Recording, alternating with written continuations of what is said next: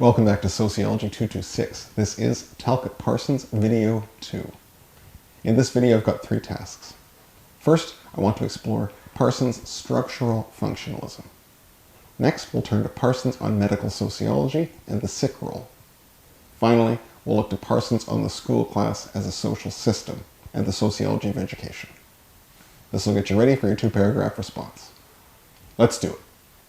We've already spoken about social roles and action in the previous video, and we already said they relate in an action system. But what are the properties of action systems? Following Weber and Durkheim, Parsons turns his attention to the general features of action systems. When people call him a structural functionalist, this is a term you'll hear a lot, they refer to the way that he situates action. In order to continue to exist, any organic whole must be sustained through these 4 functions. An individual human organism meets these 4 requirements, you or me, as does a social system, like Canadian society. A key Parsonian question: what coordinated components of action systems let them continue to exist? These are 1. Adaptation, 2. Goal attainment, 3. Integration, and 4. Latency or pattern maintenance. On the slide, you'll see the AGIL system that Parsons introduces in The Social System, published 1951. While before, in The Structure of Social Action, Parsons was trying to pull a theory of action from existing sociology. Now, he's trying to build a theory of action from the ground up. This applies to any organism that acts. Let's go through the 4 structural functions in detail. Adaptation. Action systems must adapt themselves to their surroundings. This is so at the cellular level, to that of an individual human, to a society. To persist as such, the system of action must relate and adapt to its environment. A is for adaptation. Secondly, Parsons says, an action system must outline and organize itself according to needs. Problems need to be identified and decisions need to be made. Information processing and organization happens at the level of perceptions in living creatures or in terms of mass decision-making, like governments. G is for goal attainment. Integration. In order to function, components of action systems must combine in particular ways, in a consistent and durable manner. That is, they must integrate and remain integrated. For large-scale bureaucracies, people must possess and perform in particular roles. For individual organisms, internal circulation must continue. Rather than simply adapt to an environment, action systems organize components internally to incorporate environmental elements. I is for integration. Latency or pattern maintenance. Think here of codes to be acted through, like language or a shared cultural symbolic system. This we call latency, in the background, not yet realized. It is essential to action, however. L is for latency. What matters for us is that agency and structure are reproduced in all action systems that meet these 4 requirements. The abstract language here also explains why most sociology undergrads shudder when they hear the words structural functionalism. We can make sense of the 4 structural functions in Parsons' medical sociology. Very few people would call themselves structural functionalists today. People are, however, revisiting Parsons' concept of the sick role, especially in the sociology of health and illness, where I work. This piece is the consequence of Parsons' observational work in a psychiatric clinic in the 1940s. Parsons is interested in the structure of healthcare and how the social roles within it allow that structure to function. So there are 2 key roles here, the doctor and the patient.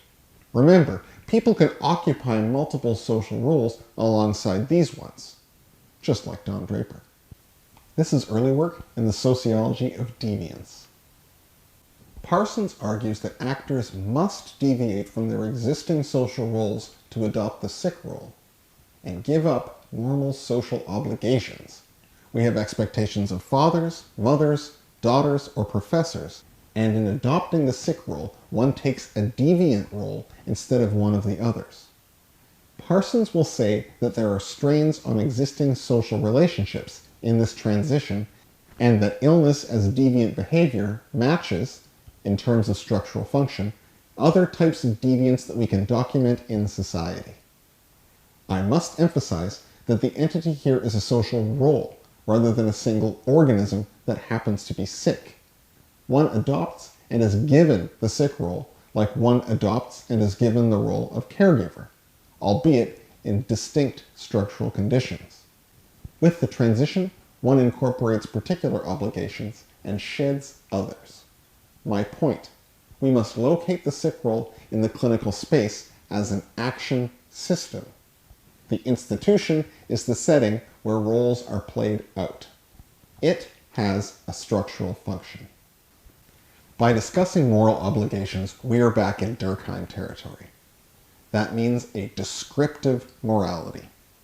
Here we get a fourfold sketch of those obligations. 1. Freedom, sort of. The sick person needn't fulfill all the social obligations they had previously. 2. Excuse. If you're sick, you're free from responsibility from your state, somewhat. 3. Recovery. While one is sick, it is expected you return from this state as soon as possible. 4. Need. The person in the sick role is defined as needing help. Such are the basic moral attachments underpinning the sick role. Now, one can be good at being sick and meet all these attachments and quickly get better, or one can be awful at it. What matters is that in inhabiting the role, we reproduce the social system somewhat, or will be corrected by others. Here we should also note that the only criteria that Parsons uses to distinguish what sickness is the role criteria. That is, one is placed in a social institution, if not a physical one. He is agnostic about whether or not symptoms are true, false, or whatever. Mentally ill or not, you have to play the role. Healthcare isn't just about the sick person's deviance, but also the social role of the healer. Parsons wants to explore the physician's place in all this. As in the case of the sick role, he looks over the differences in technical training needed to qualify as a practitioner. What matters is the role given to them based on qualification, not the qualifications themselves. In order to maintain this social role in the clinical action system, there are modes of obligation that shape behavior as well. As with the sick role, there are 4 major points here. The physician's role is 1. Oriented to the welfare of the patient rather than for profiteering, etc. They shouldn't be in this for the money, at least over the well-being of the person in their charge. 2. The psychiatric patient can express to the physician things that would not be possible in other social situations. 3. The therapist is not to reciprocate on fantasies or desires, should they be expressed. 4. The physician is ultimately given the power of sanction and support, something needed by the subject of expertise. These aren't secondary to the technical expertise that the doctor has, says Parsons, but rather are primary from a structural functionalist perspective. For healthcare to be successful, they must be fulfilled. Let's turn to Parsons in the sociology of education, where we'll see the same social roles and moral obligations at work. I'm going to explore Parsons' essay, The School Class as a Social System.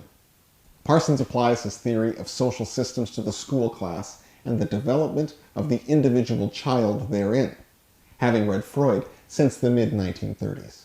Child development, too, he argues, is subject to the 4 structural functions. Parsons is interested in how individuals come to occupy social roles, but also how those social roles change over time.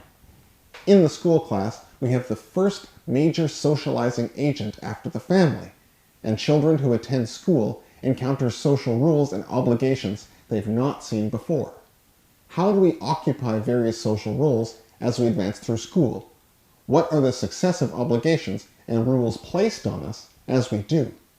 Here, the structure in which action is located is not the entire school, but the traditional school class. You know, kindergarten class, grade 9 science, and so on and so forth. So don't think about education as a whole, but think about the class itself as a social organism. Finally, Parsons draws all his conclusions based on a data set of Boston high school boys. Remember, he's at Harvard. Both his medical sociology and his educational sociology draw from his time and place there. So keep gender in mind as we're going through this. Let's look at how social roles develop and change over time in the school class. Here I've drawn up a chart showing you the changes in the social roles at work in the classroom in 1959, and the ways Parsons theorizes them. So I've selected the teacher role, the goals of the education enterprise, and notes on sex and gender.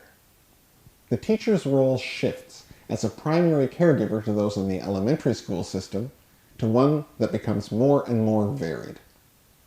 Then, the teacher was almost always a lady, and she was the first universal category that children would encounter.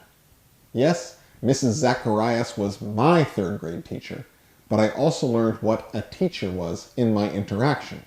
The teacher is a social role to whom I have moral obligations. As we progress through to tertiary education, the teacher becomes one in a sea of many. No longer just a caregiver, but more specialized with the education the teacher is supposed to provide. This leads to the second mechanism, goals.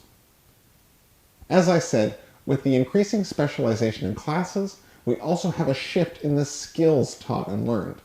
Primary education is mostly moral education, learning interpersonal skills. Whereas, as we progress through the system, people are expected to employ more and more specialized skills, and there is a hierarchy given. Grades. Not only does high school teach skill, but it also allocates students to future paths and supports the division of labor. It puts people into jobs according to capability, says Parsons. Finally, sex and gender. Not only is the school class a skills sorting system, but it is also a gender sorting system. In 1959, it showed the skills men were to learn and women were to learn. It begins with complete social segregation by sex and friend groups. Then, with high school, partner selection begins. Remember the classic high school sweethearts social roles. Mixed gender friend groups become more common, as does partnering. And then, finally, social roles change in college and university. At the time, most women didn't attend, of course, but with changing social climates, more and more women entered college. And there is no prohibition on the relationships between students and other students, or even faculty. Gross, I know. We've all heard those stories. So, the point of all this is to show how social systems are adaptive, and also how we play the roles that perpetuate them. One can be a good student or the class clown. But we keep the system going regardless. And so too for the teacher role. Remember, it is not an individual, but a finite and moral social role that we occupy. There is a crucial contrast with the educational sociology we've encountered to this point. For Du Bois, inequality in education is something to be eliminated. For Parsons, it is the whole point. We've come a long way. Let's summarize our progress. First, sociology is the science of social action. Social roles reproduce social functions. Not theories or social sciences. Rather, Parsons wants one single science of action systems.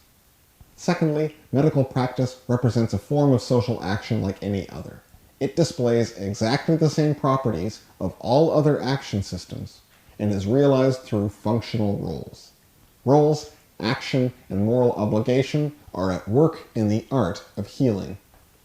Finally, American society functions both because of and through the education system. The school class is a site of social action, and the structure of action changes with the class. We can chart the development of the human organism with the same set of tools as the educational system as a whole. Now the part you've been waiting for. In 2 paragraphs, between 5 to 8 sentences in length, and with reference to the readings, 1. Show how Parsons theorizes the social roles of doctor and patient. 2. Explain how the clinical social system manages deviance. Remember, your TAs need meaningful engagement with the readings to grant you full marks. See you next week.